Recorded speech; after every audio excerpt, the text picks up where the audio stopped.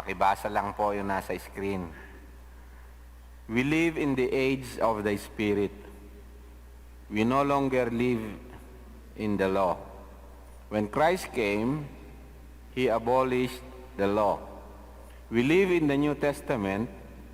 We live by the Spirit. Those who worship God must worship in spirit and in truth. Amen? Naku, sana walang nag-amen. Walang cloud 9. Basahin niyo po uli. What's wrong? What's wrong sa kabuuan po lahat ng binasa natin?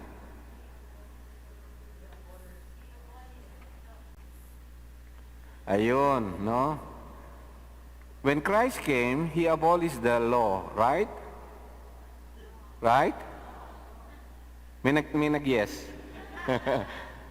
When Christ came, He abolished the law. Nasa age of the Spirit na tayo, kaya wala na yung law. Right or wrong? Ano po ang basis natin ng kaalaman ng right and wrong? Yung newspaper, yung TV, program, teleserye, o ano ang basehan natin ng what is right and wrong? The Bible. To be specific, ano? The law of God. Okay? So, di po ba tinawag tayo, now I'm talking to saved people. Okay? Ang kausap ko po ngayon, ang audience ko po ngayon ay yung mga naligtas, yung mga iniligtas na ng Panginoon. Ano po ano kaya ang purpose? Isa sa mga gagawin ng Panginoon ng Holy Spirit sa ating mga buhay, sa kanyang mga iniligtas. So, ito po ang ating pag-aaralan. So, ang sagot niyo po rito, wrong ito, di po ba? Okay. So, let us read Deuteronomy. Mahaba pa itong babasahin natin. Let us read Deuteronomy chapters 4 to 7. Buksan niyo po sa inyong Bible, okay? At hindi ko po siya na-i-print sa kasi bubuksan ko siya dito sa Hindi ko na-i-ready ito kanina. Deuteronomy chapter 4. Pisahan po natin sa Deuteronomy chapter 4. Pakibasa na lang po dyan. Sa inyo, buksan nyo sa inyong mga Bible. At dalhin ko itong aking digital na Bible dyan sa screen. Ayan, basahin ko dito Deuteronomy chapter 4. Namnamin po natin maigi yung salita ng Panginoon. Ito po yung salita po ng Panginoon sa mga taong iniligtas niya mula sa Egypt. At tingnan po ninyo sa inyong Biblia, kung Ilocano o Tagalog yan, basahin po natin, napakahalagang basahin natin yung Deuteronomy, ito po chapter 4 to 7 po. And now, O Israel, listen to the statutes and the rules that I am teaching you. So, dito pa lang po sa Deuteronomy chapter 4, dito niyo na makikita yung tema o konsepto ng tinatawag na education. Okay? Meron ba kayong Bible study sa mga kids? Meron kayong DVBS o ganun din po sa magulang.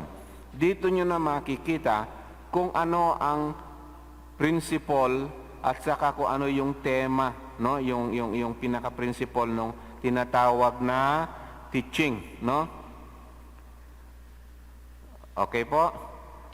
Education. Pupunta po tayo diyan mamaya. Ano po ba ang ibig sabihin ng education?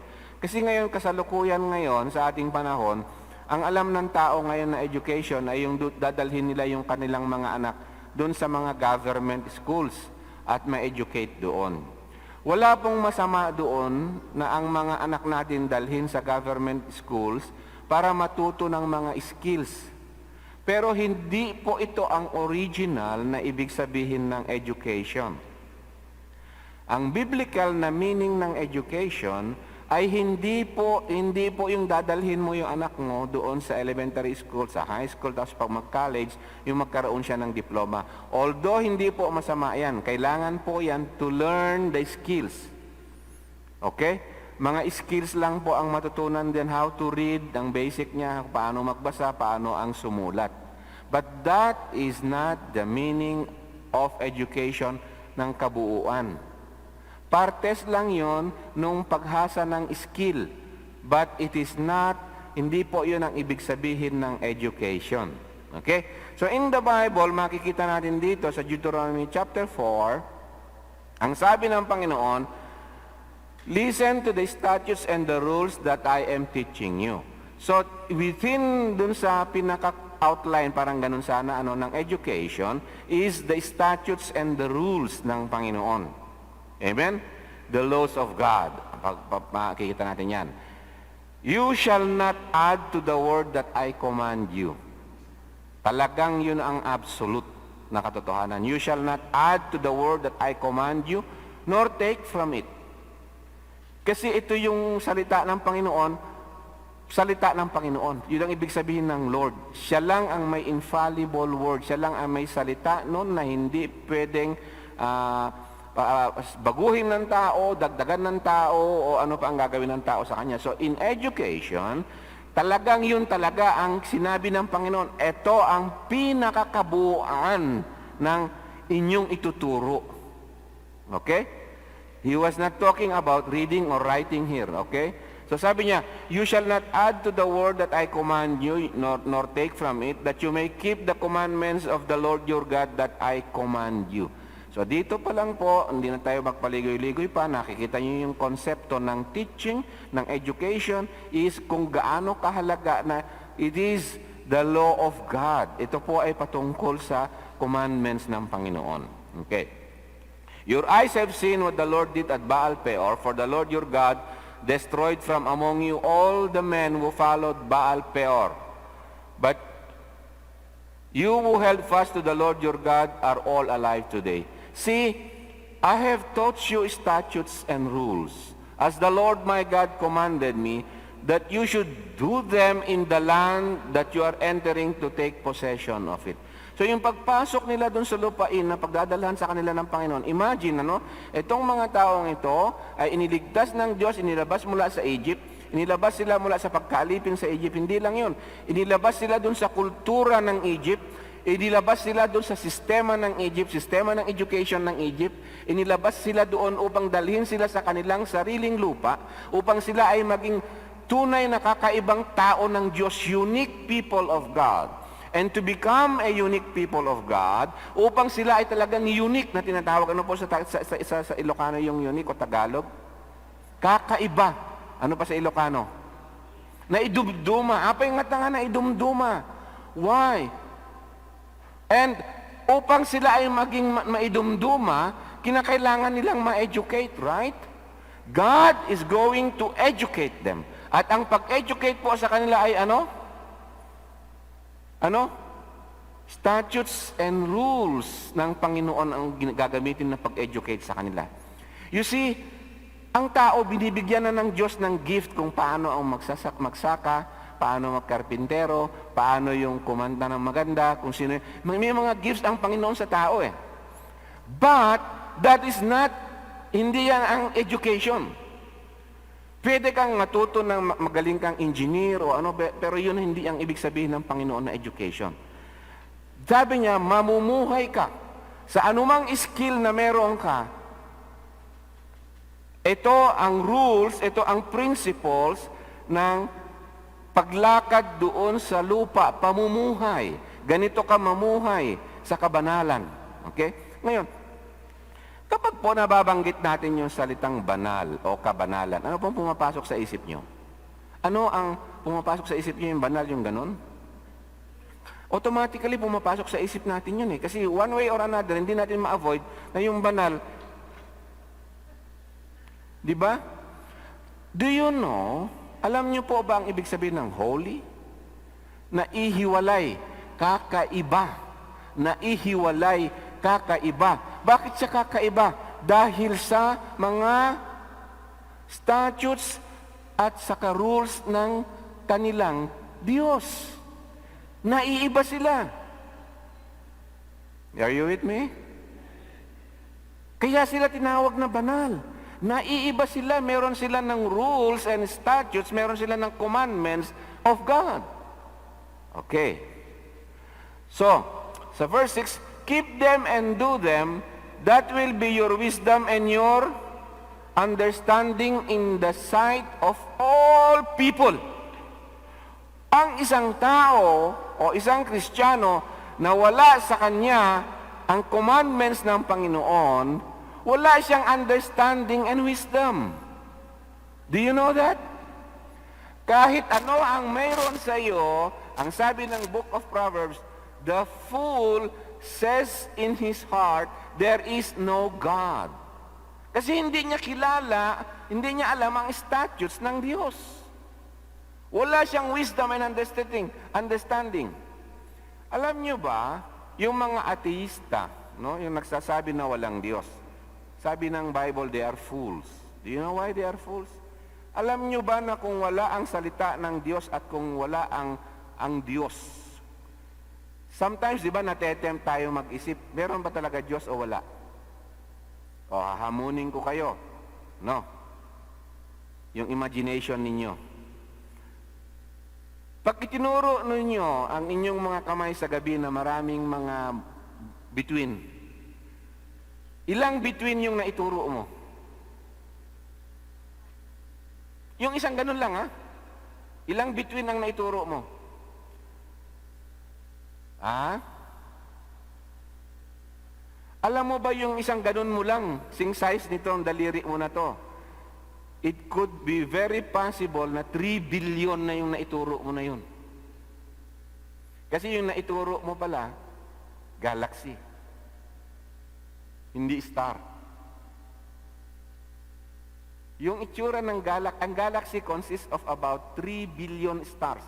Ito po, na tayo ay sa tinatawag na Milky Way. Okay? Ngayon ang hamon ko, siyempre isipin ng tao, nasaan ba ang Diyos? Nasa labas o nasa loob ng universe? Walang Diyos, sabi nila. Kaya walang Diyos. Kapag po walang Diyos, wala kang alam. Walang alam ang tao kung walang Diyos. Alam niyo po kung bakit? Hindi mo nga alam kung saan ka galing. Amen? Oo. Katulad yung joke na naipost ko sa Facebook. Ito mag-asawa, magkaiba sila ng pananampalataya. Tingnan nyo na yung foolishness nito. Ano? Mag-asawa, magkaiba sila ng pananampalataya. Ang sabi ng anak, doon sa nanay niya, Mami, sabi mo, galing tayo sa Diyos, nilikha tayo ng Diyos. Bakit, Mami? Sabi naman ni Daddy. Doon tinanong ko sa kanya, sabi niya, galing tayo sa unggoy. Nasa Facebook yon. O, anong sagot? Anong sagot ng mami niya? Anak ko, mga lahi lang ni daddy mo yun eh. House divided. Magkaiba na ng pananampalataya, and that is faith. That is faith. It's not a joke. Nakakatawa, no? Pero makikita nyo doon yung may kaalaman sa Diyos at yung wala. Anyway, hindi ako pupunta doon mahabang argument. Kung mag-argue tayo siguro kung ano argument ng mga tinatawag na Big Bang o origin of life and creator and so on. So sabi rito, ito ang uniqueness kung bakit banal yung kung paano pinagiging banal ng Diyos, pinapabanal ng Diyos ang kanyang mga iniligtas. Take care. Ang sabi ko, ang kanyang mga iniligtas, pinapabanal niya. Ano ang gagamitin ng Panginoon sa kanila upang lumakad sila sa kabanalan? Yung statutes and rules ng Diyos. Because this will be their wisdom and understanding in the sight of all peoples who, when they hear all these statutes, will say, this great nation is a wise and understanding people. Ano po ibig sabihin nun? Ito, nagliliwanag sa kaalaman at sa wisdom ang mga taong ito because they have the statutes and the rules of God. Amen? Yun ang nagpapaiba sa kanila. Doon sila nagliliwanag ng mga holy o banal na mga tao. Kung wala ang statutes and rules, kung wala ang commandments ng Diyos, walang kabanalan. Ang kabanalan po ay hindi yung kumanta kang ganyan, tapos tatayo yung balahibo mo, tapos nakakaramdam ka ng malamig. Uy, yung ang Holy Spirit, holy yun, holy. Hindi po ganun.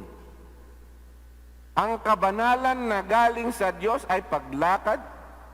Walang power itong laptop ko.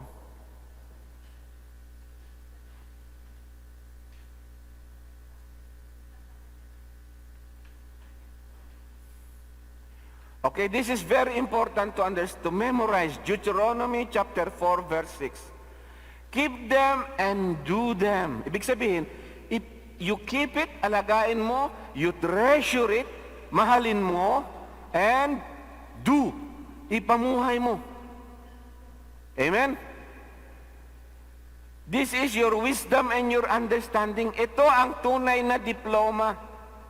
Ito ang tunay na education certificate. Ito ang tunay na master's degree. Ito ang tunay na PhD. Amen? Mamaya pupunta tayo doon, ano? This is your wisdom, your understanding, and then sasabihin ng ibang tao, surely, sasabihin na, isipin mo nyo na maintindihan nila. Bakit nila maintindihan? That indeed this is a great nation, is a wise and understanding people, sapagkat yun ang gagamitin ng Holy Spirit sa ibang makakakita. Kung ano ang kaibahan ng mga taong ito. Ang mga Kristiyano ngayon may kaibahan. Tinawag tayo na maging banal, pero ano yung kabanalan na yun? What makes us a unique people? Hey, tinawag tayo mga Christians na kakaiba. Dati galing tayo sa kamatayan, niligtas tayo sa pamamagitan ng work ng Panginoong Yesus, sa pamamagitan ng pananampalataya, and then may gagawin na sa atin ang Diyos. Mula sa kamatayan tayo ay bubuhayin upang magiging kakaibang tao. Holy people, people of God, possessions of God, inheritance of God, God's children. What do they have with them? Ano ang dala ng mga kakaibang tao to? Bakit sila nagliliwanag? Ano?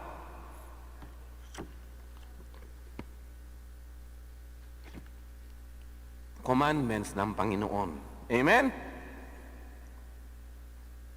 Ang isang Christian, hindi po siya tinawag na pupunta lang dito sa iglesia, uupo and then feeling, nalalamig ako, feel ko ang presence ng Panginoon.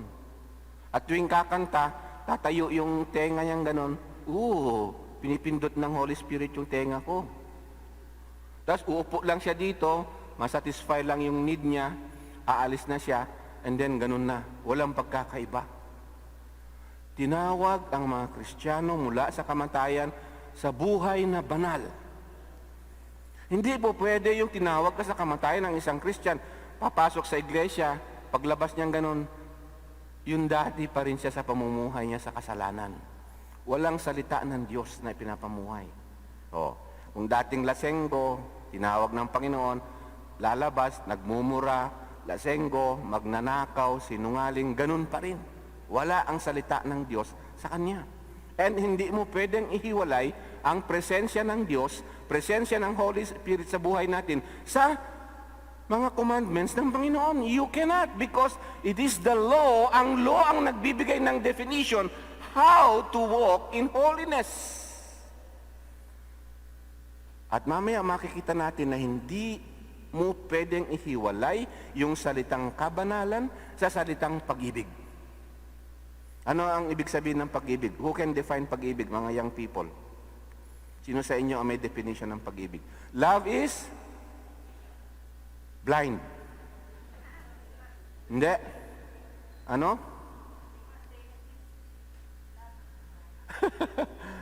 Diba? Ganun-ganun yung mga... Tuloy muna natin. And so, tingnan nyo yung testimonyo ng Diyos, ng Holy Spirit, sa ibang nation o sa ibang mga tao. For what great nation is there that has a God so near? Wow, hindi ako makaalis dito. Paano ko kaya tatapusin yung 4 na chapters na to? No? What great nation is there that has God so near? Ano ang proof na yung Diyos natin ay malapit sa atin? Do you have the proof? Meron ba kayong proof? May evidence po ba dito sa atin? Ano ang ebidensya? Pagka nagpe-pray ako, napapaiyak ako. Ebidensya ba yun? Ano yun? Yung kapag kumakanta ako, tumatayo yung balahibo ko. Ebidensya ba yun? O pag nagpe-pray ako, umiikot ako, tumbling-tumbling ako. Ebidensya ba yun? Ano? Ano ang proof that we have a God so near as the Lord our God is to us whenever we call Him? Ano yun? Ano yung ebidensya nun? Meron ka, yes, sa life mo, yung love for the law of God. God is near your lips. Pinapamuhay mo, buhay ito sa iyo. That's why tinatawag na God is so near to them. What great nation is there that has statutes and rules so righteous as all this law that I set before you today? So kakaiba siya. The law of God, this is true wisdom and understanding. Bigyan ko yung example. For example, naging presidente ako o naging lahat ng certificate ng PhD, masteral degree na sa akin. Pagkatapos kumikita ako ng milyon-milyon per month. And then, wala akong alam sa righteousness. Wala akong alam sa justice of God. Wala akong alam sa katwiran. Ano ang matwid? Sa akin, kung may magnakaw, basta hindi mauhuli, okay lang. Abortion is okay lang. Yung kapag hindi nakakakita si Mrs., may konting babae dito, konti lang, isang gabi lang, okay lang. What is the use? Lahat ng diploma ko. What is the use? Useless. Useless. Kung pupunta din lang ako sa impyerno. Ay, hindi lang sa impyerno, dito mismo sa ginagalawan kong ito. Ano ang liwanag sana na ipakita ko sa mundong ito? Yung PhD ko, yung certificate ko, yung diploma ko, makikita ba nila liwanag? Nakakaintindihan po ba tayo? Halimbawa, example ko na lang ito, imagine na yung ibang mga bagay ay pampagwapo lang sa isang tao. O yung mga babae, makinig kayo sa akin. No. Nakita kayo ng gwapong-gwapo, di ba? Tuwan-tuwa kayo kung minsan, mga idol ninyo sa teleserye, sa kung saan-saan pa. Di ba? May mga idol na, di ba? Mga ganun-ganun ba, di ba? Tama po ba? Pagkatapos, kapag nabalitaan na kung ilang hindi pala siya faithful, may sinungaling din, may konting nakaw din, at saka ay, hindi bale na, basta gwapo. Yung sa mundo, walang wisdom, walang understanding. Fool, sabi ng salita ng Diyos. What I'm trying to say here also, ang ibig ko pong sabihin dito ay ganito. Kapag hindi natin na-educate yung children natin, lalaki silang fools. Wala tayong ibinigay na wisdom sa kanila. Kung ipag-pray mo lang doon sa anak mo, oh Lord, kinakailangan yung anak ko maging successful siyang doktor, walang masama doon. Pero kung yun lang, hanggang doon lang, at hindi mo ipinag-pray na magkaroon siya ng wisdom and understanding, that God will be so near sa kanya at ipapamuhay niya yung salita ng Diyos, yung law of God, ano binigay mo? Ito ang gusto kong itest sa inyo. Ilang beses na kayong nalalangin na, Lord, bigyan mo po ako ng wisdom to obey, to walk sa iyong commandments. Ilang beses nyo na naipag-pray yun? Ilang beses na? O mas marami yung, Lord, bigyan mo po ako ng boyfriend na gwapo. O Lord, bigyan mo ako ng success sa ganito, healing sa ganito, ganito, ganito. Well, I admit, guilty din ako dyan. Mas marami na hiningi ko yung kabutihan ko kaysa doon sa magkaroon ng wisdom and understanding. In the book of James, it says, ask for wisdom. Ask for wisdom. At ang Diyos, ibibigay niya yan. At yung wisdom, hindi yung kung saan mo kukunin. Makikita mo yan sa salita ng Panginoon. God is very clear nung sinabi niya, keep them and do them, that will be your wisdom and your understanding. Amen? Sasabihin nila sa inyo, oh, what a great nation is there. What a great people ang andito. Isipin nyo yung mga Christians na yan. Kaya pala naiiba yung Christians. Kasi yung Christians, lahat ng virtue sa kanila, ng commandments ng Panginoon, yung wisdom ng commandments ng Panginoon, nilalakad nila. Ibig sabihin, merong integrity, merong word of honor, merong honesty, meron silang faithfulness. Kung magtrabaho sila, sasabihin ng ibang tao, uy, Christian yan. Kahit iwanan mo yan, hindi ka pagnanakawan kahit isang pako niyan. Amen? Christian yan eh. He's so a great people. They are a great people. They are holy people. Yan ang education. Amen? Ano ang goal natin ng mga tagapagturo? Ano ang ituturo natin? Ultimately, saan tayo pupunta? Ano ang gusto mong mangyari sa congregation? Ikaw ba ngayon ay isang young people na nagnanasa na magturo, maging leader, and so on? May potential kang maging leader. Ano ang goal mo? Ano ang purpose mo? Para dumami yung membro ng pangalan ng iglesia mo? Ano ang goal mo? Anong purpose mo? What is the meaning? Ano ibig sabihin sa practical side nung Jesus Christ is Lord and King of Kings? Ano ibig sabihin nun sa practical side? Hindi masama yung sinasabi mo, yung kino-confess mo yun. That's the basic. Pero ano yung practical na application nun? Ay yung ilakad mo yung commandments ng Diyos at makikita sa iyo ng ibang tao, kakaibang tao ito. Kakaibang mga tao ito. They have the wisdom. Ang wisdom nila nakakataas. Masyadong mataas ang respeto nila dahil kayo ay mga tao na mga honest, faithful, hindi mandaraya, hindi sinungaling, hindi naninira ng kapwa, hindi nagnanakaw, and so on and so forth. At titingnan nila kayo na liwanag, magliliwanag. Ang nangyari ngayon sa mga iglesia, basta ang mga tao religious. Basta papasok sa iglesia, and then tapos na. Hello? Amen? Okay, tuloy natin. And so sabi niya rito, no?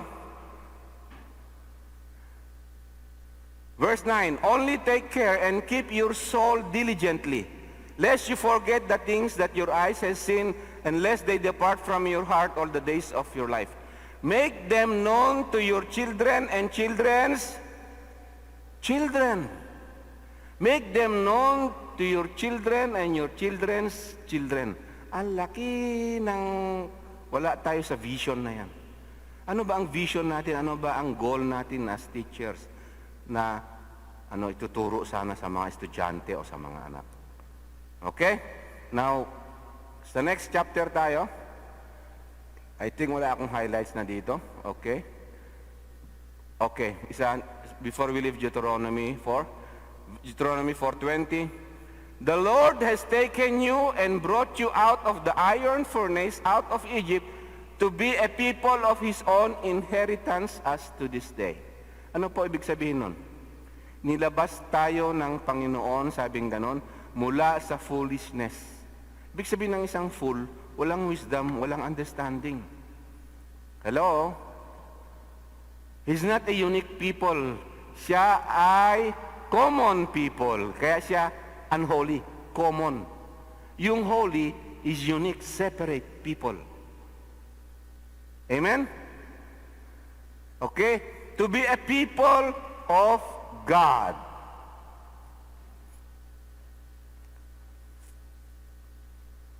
For the Lord your God is a consuming fire, a jealous God. Amen? Napakagandang pag-aralan yan. God is a consuming fire. He is a jealous God. Ano po ibig sabihin nun? Ang ibig sabihin nun po pala, tayo ay niligtas ng Diyos to have a living relationship sa Diyos natin. Sino sa inyo ang may boyfriend, may girlfriend dito? Hello? Pakitaas lang yung kamay. Wala pa. Sino yung may asawa? Yung may asawa na may boyfriend, girlfriend na yan eh. Ito tanong ko sa inyo.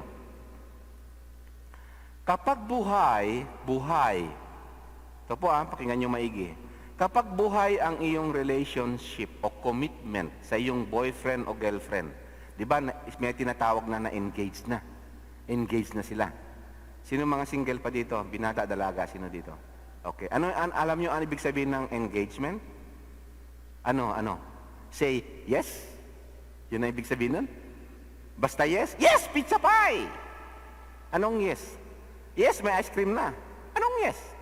Oh, yes, nasungkit na yung puso ko. Oh, ano ibig sabihin nung nasungkit? Please, paki-elaborate nga, ano ibig sabihin nung nasungkit yung puso? Ano ibig sabihin nun? Oh, sabihin na natin kung ano. Kapag nag-say yes ka, ang ibig sabihin, sa iyo na ang aking faithfulness. Amen? Magiging tapat ako sa iyo ang aking faithfulness. Ako ay engaged na sa iyo. Hindi na ako titingin ng iba. Tama po ba? That is the relationship natin sa ating Diyos. A consuming fire, ibig sabihin, with all of you, sa Kanya, i-overwhelm niya. Hello? Alam niyo yung mga pinag-aralan natin ng mga burnt sacrifice, i-consume lahat ng fire? The love of God will consume all of you.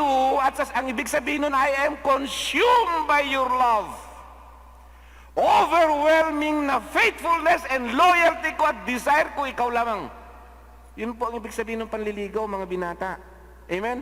Yun ang ikinocommit mo sa Kanya. Because hindi pwede na yung babae, wala siyang jealousy. Yung mga asawa, pwede ba na, halimbawa, may asawa ka na, tapos iba-iba pa yung inaano niya. Nagsiselos ka ba o hindi? O, yung selos ba kasalanan o hindi? Hindi! Lahat ng selos ay kasalanan. Hindi lahat ng selos ay kasalanan. There is a jealousy, the zeal sa faithfulness, na talagang hindi acceptable. Amen? Meron yung selos na selfishness na kasalanan. Pero yung maging jealous ka at yung boyfriend mo na sinagot mo, iba naman na yung medyo dinidikitan niya, nagsiselos ka na samantalang nag-yes siya sa'yo. Hello? Yun ang relationship natin sa Panginoon as a jealous God. At maipapakita natin yung faithfulness niya natin sa Kanya sa pamamagitan ng pagsunod, pagmamahal sa mga commandments niya. Amen?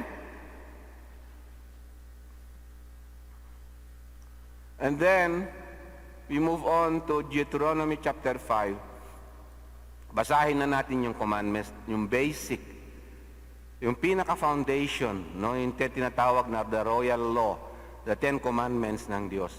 Sabi rito, no? Sabi niya rito, I am the Lord your God who brought you out of the land of Egypt, out of the house of slavery. So ligtas sila na tao, nakausap ng Diyos.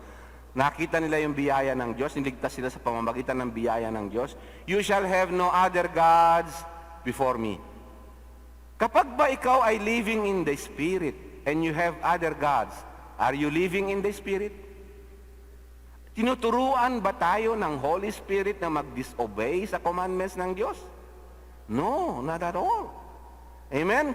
So ito, anong gagawin ng Holy Spirit dito sa commandments na ito sa ating puso? Ha? Pupuntahan natin yan mamaya, no? I am the Lord your God who brought you out of the land of Egypt. You shall have no other gods before me. You shall not make for yourself a carved image or any likeness of anything that is in heaven above, or that is on the earth beneath, or that is in the water under the earth. You shall not bow down to them or serve them, for I am the Lord your God, am a jealous God.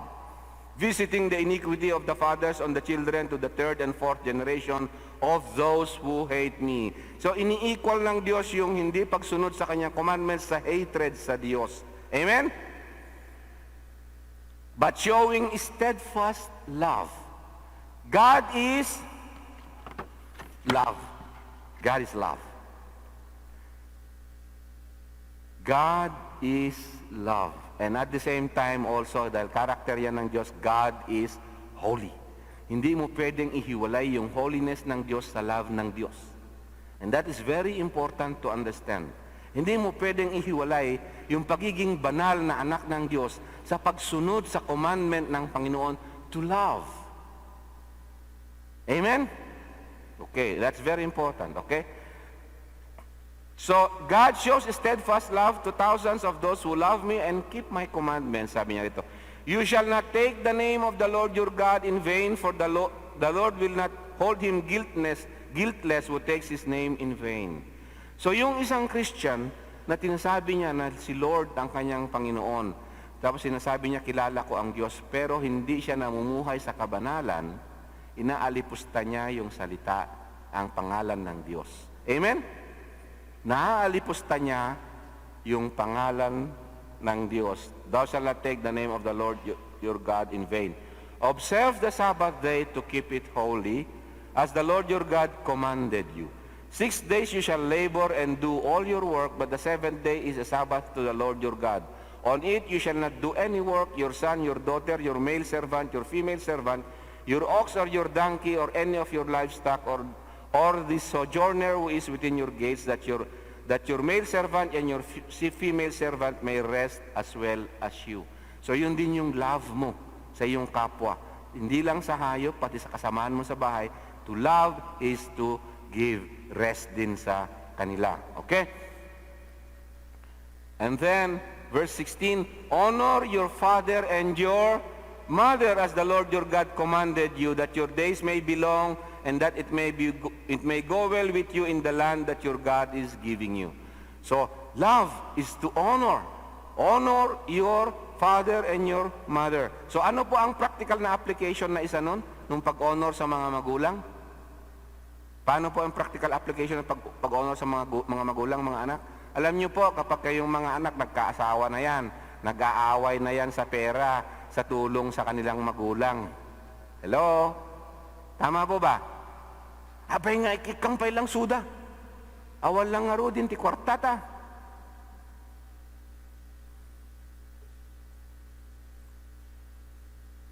Dapat pinaplano natin, dito tayo kulang, ano? Christians, ma-educate sana ang kapwa nating Christians. Paano ma-honor ang mga magulang? Pwede ba yung magkaroon ka ng konting iniipon para sa kanila, sa pagtanda nila? Pwede ba yun na gawin in honoring your parents? Para yung kapag kailangan nila ng medisina, may nakareserba para sa kanila.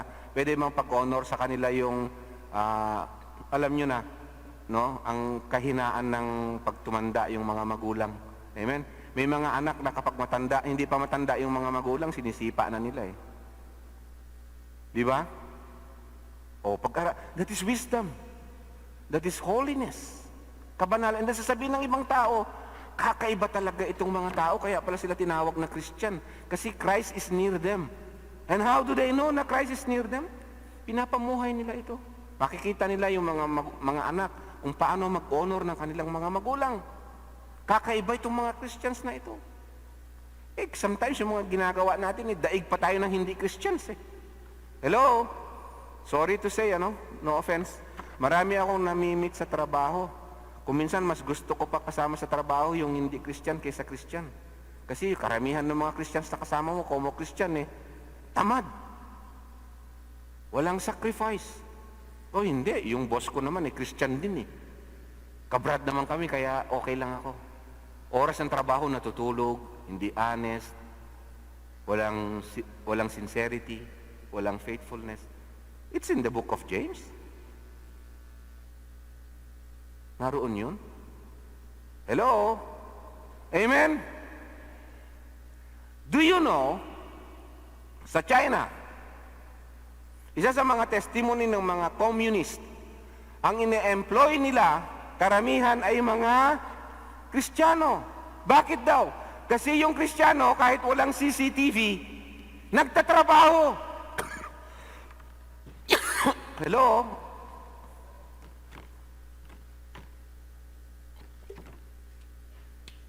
Kasi para sa kanila, ang pinaka-CCTV nila, ang Panginoon. And ano yung nag-move sa kanila? Ano yung nag-move sa kanila para parang CCTV ang Panginoon sa kanila? Love. Because God is a consuming fire and He's a jealous God. God wants all of them, of their heart. He's a consuming fire. I am consumed by your love. Diba? Mayroon na expression na ganun? Poetic expression. In all that you do, sa pagsasaka mo, sa pagiging estudyante mo, sa pagiging anak mo, sa pagiging engineer mo siguro, o sa negosyo mo, ang driving force sa lahat ng iyong ginagawa is the consuming love of God. Big sabihin, in practical point nun, yung pagsunod sa mga commandments ng Panginoon na i-apply mo sa iyong trabaho. Teacher ka ba? I-apply mo sa iyong trabaho ang love for God. Commandments ng Panginoon. May mga Christians na dito sa loob ng iglesia, ito yung tinatawag na pinaghiwalay ng Roman Catholic yung secular at saka hindi secular eh. Pag nasa iglesia, banal ang feeling. Paglabas, wala na. Doon sa labas, nagmumura na siya, green joke na siya, kasama niya yung mga barkada niya, problema mo na, nakikikaraoke na rin siya ng iba. Minsan, sabi nila, bawal po ba kumanta ng ganito? Sa akin, ang conversion ng isang tao, hindi yung bawal-bawal kumanta ng ganito o mga magsayaw o ganito eh. Mararamdaman mo yan, babaguhin ka ng Panginoon, yung kanta mo, hindi ka nakakanta ng mga useless na kanta. Amen? Isipin mo, kakanta ka yung katulad yung kalahati ng puso mo ba yun? Kahit akin na lang yung kalahati, sa kanya na yung kalahati, basta may bahagi ako dyan. Yung mga ganong expression ba? Sa yung mga expression na, ikaw ang bituin ng aking buhay. Mga kantang gano'n, hindi. Ikaw ang aking buhay, kapag mawala ka, ikakamatay ko. What? That now belongs to God. Amen?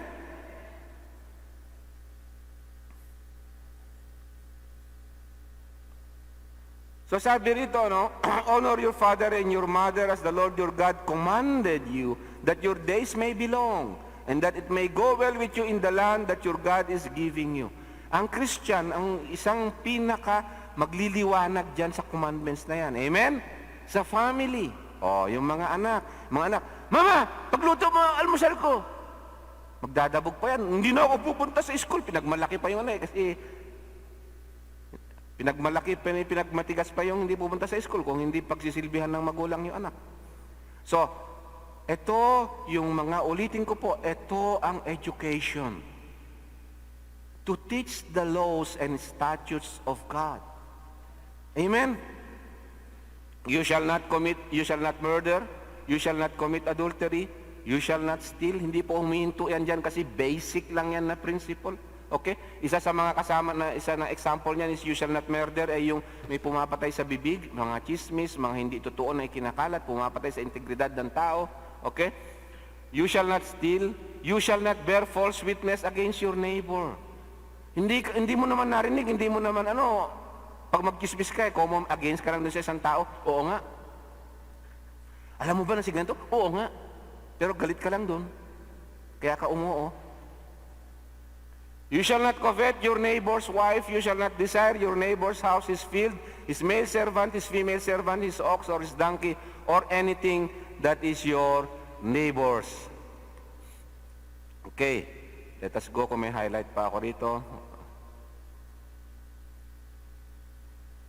Ito ang tingnan nyo ang heart ng Panginoon, Tingnan nyo ang heart ng Panginoon. Anong sabi ng Panginoon?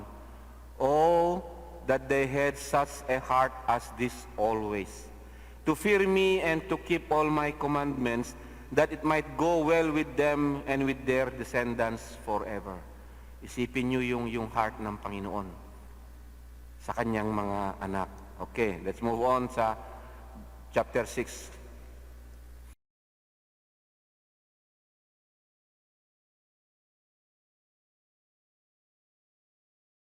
God.